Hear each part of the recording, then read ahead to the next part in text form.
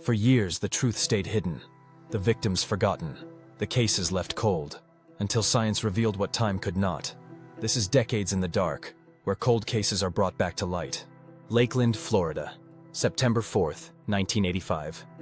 31-year-old Linda Slaten tucked her sons into bed, 15-year-old Jeff and 12-year-old Tim, and turned in for the night. Their apartment was quiet, locked, safe, or so it seemed. The next morning, Jeff noticed something unusual. His mom's bedroom door was closed. He knocked, no answer. He opened the door and his world stopped. His mother was dead. Her body lay still in bed. There were signs of violence. Something terrible had happened while her son slept just down the hall. Police arrived quickly. There was no forced entry, but the screen on Linda's bedroom window had been removed. Someone had come in through the window, quietly, deliberately.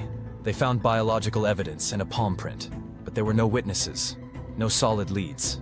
Dozens of people were questioned, none arrested. Linda's case turned cold. In the days before her death, Linda had met a man named Joseph Mills. He was volunteering as a coach for her son's football team.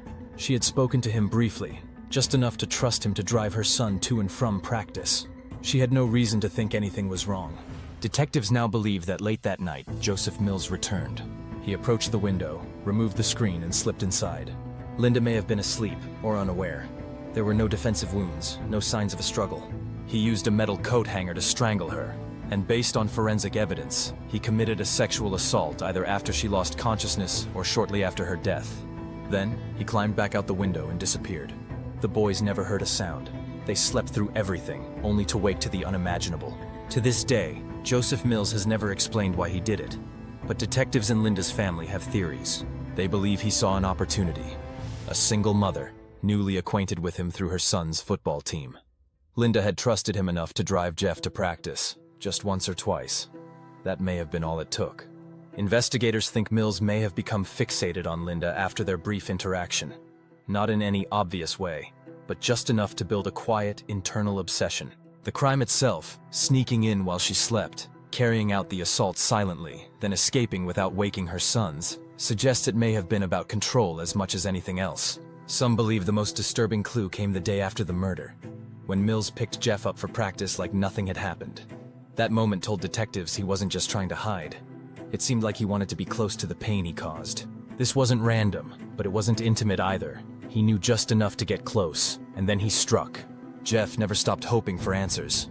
He called the police year after year, and then, in 2021, he got one. Preserved DNA from the crime scene was reanalyzed using forensic genealogy. This wasn't a match from a criminal database. Instead, analysts used Linda's preserved DNA to search consumer genealogy websites, comparing her killer's profile to distant relatives. From there, investigators built out a family tree, tracing multiple branches, checking relatives across several states. It took months of work to narrow down the possibilities. Eventually, all signs pointed to a single man, Joseph Mills. Detectives placed Mills under surveillance. He was living a quiet, professional life, working as a commercial airline pilot. They waited until he discarded a fast food cup. From it, they retrieved a DNA sample. It was a match to the evidence collected from Linda Slaten's body in 1985. When they approached him, Mills denied ever knowing Linda, but Jeff remembered. He remembered the coach who had given him rides to practice, and the man who spoke to his mother in the parking lot, pretending to be helpful. After Linda's death, Mills moved out of the area. He got married.